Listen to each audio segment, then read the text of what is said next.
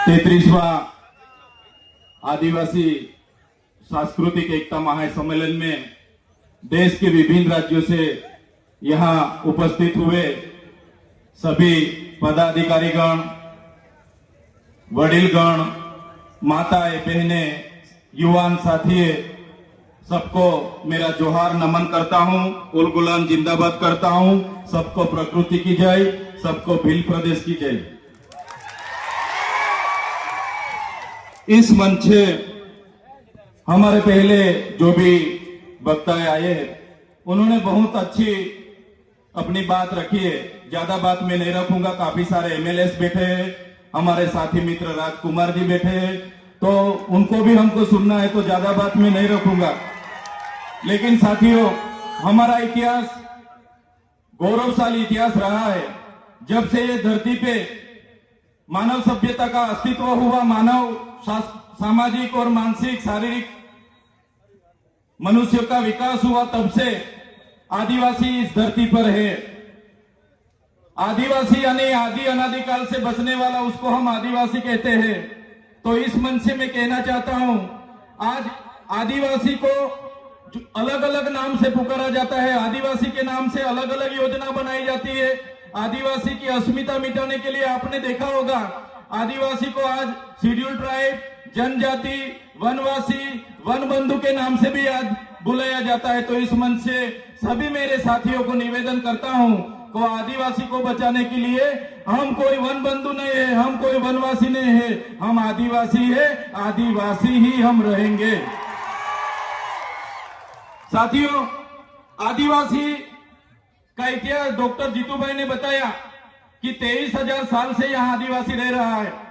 आदिवासी का स्वभाव सरल था, संवेदनशील थे।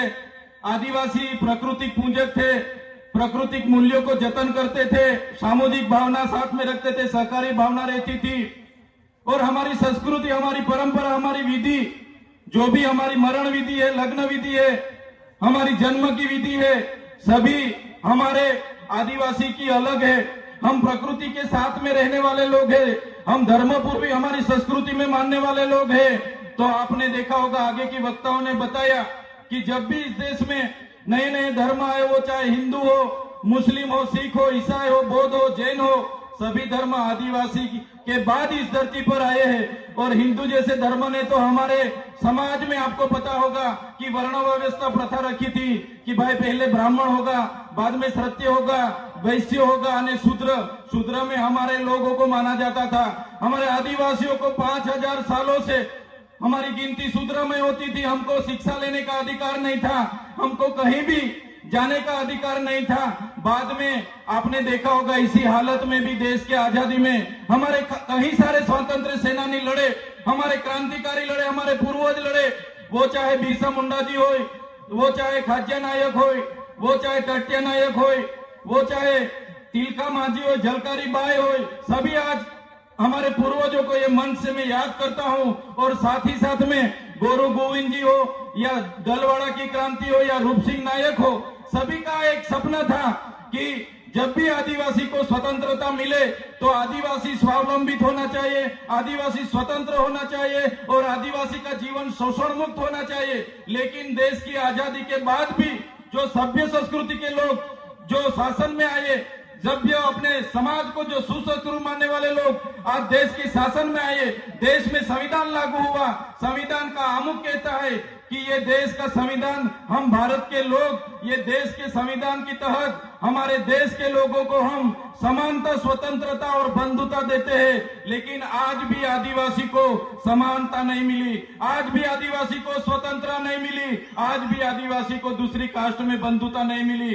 इसलिए हम कहना चाहते हैं, हम कई सारे कार्यक्रम करते हैं और कई सारे मंच पर भी हमारी व्यक्तिगत बात हम रखते आ रहे हैं, आज भी हम इस मंच से रखेंगे। जब तक आदिवासी को स्वायत्त राज नहीं मिलेगा, आदिवासी का अपना स्वतंत्र राज नहीं होगा, तब तक ये सरकारों में आदिवासियों का विकास होने वाला नहीं है। हमको तीनों और चारों राज्यों, वो चाहे मध्य प्रदेश हो, महाराष्ट्र हो, गुजरात हो, राजस्थान हो, सभी नेतागण यहाँ बैठे हैं, सभी बुद्धिजीवी लोग यहाँ बैठे, कर्मचारीगण यहाँ बैठे। मैं मेरी व्यक्तिगत तौर पे से एक बात रखना चाहता हूँ, हमको आने वाले दिनों में हमारा जो भील प्रदेश था उसको लेने के लिए हमें आवाज उठाना पड़ेगा।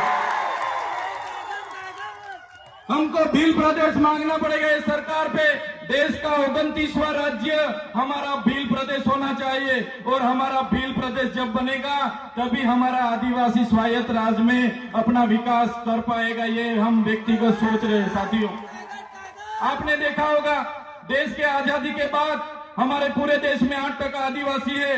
हमारे अनेक राज्यों में बटे हुए हैं। बंद के नाम पर, खदानों के नाम पर, जीआईडीसी के नाम पर, जीएमडीसी के नाम पर, कॉरिडोर के नाम पर, सेंचुरी एरिया के नाम पर हमारे आज भी पूरे देश में 1,80,00,000 से भी ज्यादा आदिवासी अपने गांव, अपने समाज, अपने संस्कृति, अपनी प्रकृति के साथ छीन बीन होके आज बेघर हो गए, बेवतन हो गए, आज बेबस हो गए। साथियों, हमें विकास से ऐतराज नहीं है, हमें विज्ञान से ऐतराज नहीं है, हमें एक सरकारी तकनीकों से ऐतराज नहीं है, लेकिन जब भी विकास की बात आती है हमारे आदिवासियों को वहां से विस्थापित किया जाता है।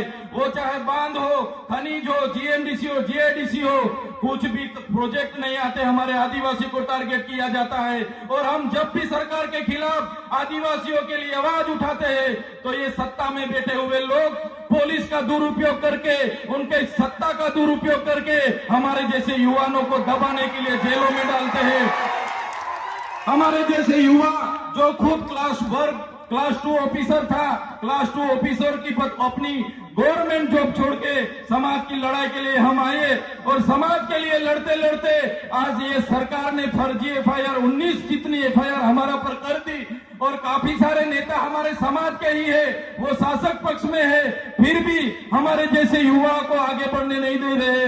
हमारे जैसे युवाओं को कैसे गिराया जाए वो हमारे ही नेता सोचते हैं। तो इस मंच से मैं कहना चाहता हूं, हमारे पूरे देश से, विभिन्न राज्यों से लाखों आदिवासी माताएं, बहनें, वडीले, युवा साथी यहाँ आए। आने वाले दिनों में हमको आदिवासी की अस्मिता बचाने के लिए चिंतन करना होगा।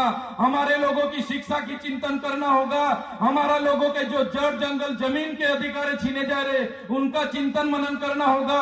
आज तक हमारा संवैधानिक अधिकार लागू नहीं हुआ, वो चाहे अनुसूचित 5 हो, वो चाहे पैसा एक्ट हो, वो चाहे तोड़ते डबल की बात हो। आज भी आदिवासी की ग्राम सभा की सत्ता नहीं मिली, आज भी रूढ़िगत ग्राम सभा का परवानगी नहीं लिया जा रहा है। ये सभी बातों को आज के इस मंच से हमको सबको चिंतन मनन करना पड़ेगा। और सभी साथी यहाँ पे आए तो ये आदरणीय मंच से जो भी बात रखते हैं उसको लेके हमारा हर संदेशा, हर उपदेश हर एक काम में पहुंचना चाहिए। यही बात मैं रखूंगा। समय ज्यादा नहीं है, काफी सारे वक्ता है, लेकिन ये मंच से इतना जरूर कहूंगा कि हम व्यक्तिगत तौर पे मानते हैं सरकारें आएगी जाएगी, पार्टियां बनेगी बिखरेगी, संगठनें बनेंगे बिखरेंगे, हम सभी लोग धर्म संप्रदाय में कहीं भी बटे हुए हैं। तो आदिवासी को पहले आदिवासी के तौर पर एक होना पड़ेगा, तभी अपने आदिवासियों का विकास होगा। यही बात रख के सबका धन्यवाद करता हूं, सबको जोहार करता हूं और आखिरी में जय भील प्रदेश के नारे से मेरा वक्तव्य पूरा करता हूं। जय भील प्रदेश। धन्यवाद।